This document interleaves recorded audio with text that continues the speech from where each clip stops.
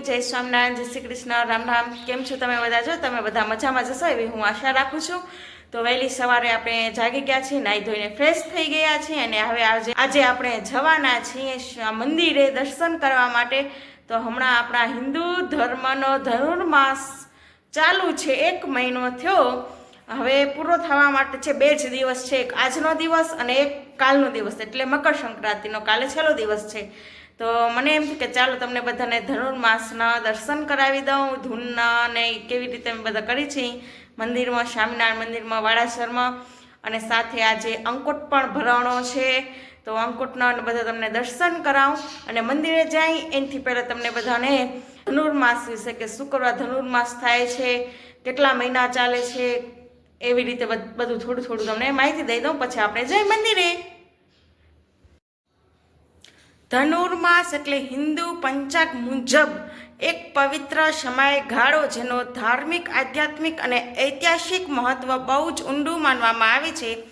શિયાળાની ઠંડી સવાર, મંદિરના ઘંટનાદ અને ભક્તોના સ્વરમાં ગુંજતું એક નામ એટલે કે ધનુર્માસ।